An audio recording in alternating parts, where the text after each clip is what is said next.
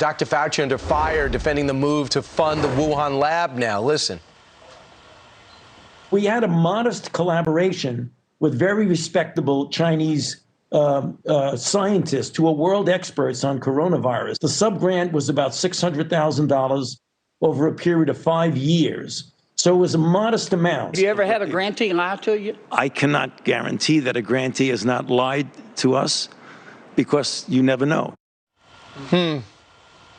Now, some House Republicans, including our next guest, want him fired. GOP Congressman Guy Reschenthaler joins us now. He sits on the House China Task Force, and we noticed you'd said this earlier this week. What in particular put you over the edge with Anthony Fauci? Because I have my own list. Yeah, Brian, thanks for having me on, and please just call me Guy. You know, I was skeptical of Dr. Fauci from the very beginning of this. And remember, Fauci has been wrong over and over again. Early on, and back in January, he said America has nothing to worry about regarding this virus. He then criticized President Trump for the travel ban from China. And then he said that that decision by President Trump actually saved lives.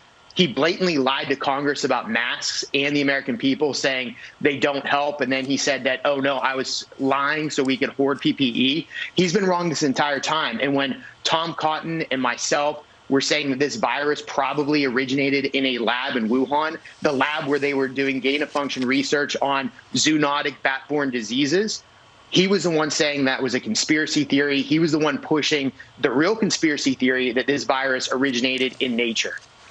And it's not politics, but, man, he's political.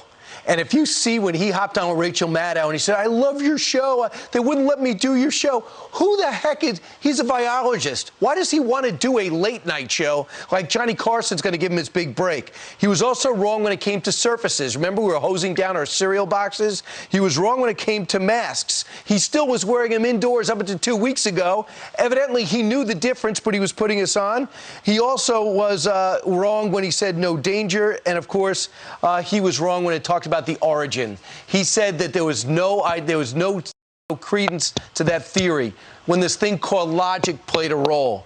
Is he intentionally deceptive, or is there something else to this?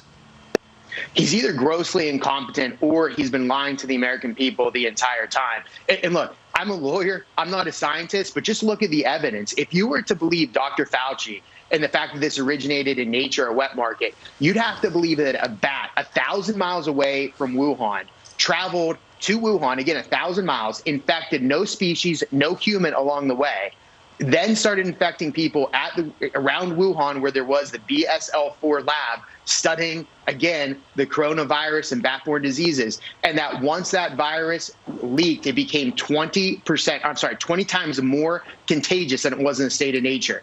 To me, that just defies logic. Also, we know back in November, people in the Wuhan Institute of Virology were getting COVID-like symptoms. To me, the evidence is staggering. Dr. Fauci should be fired or resign.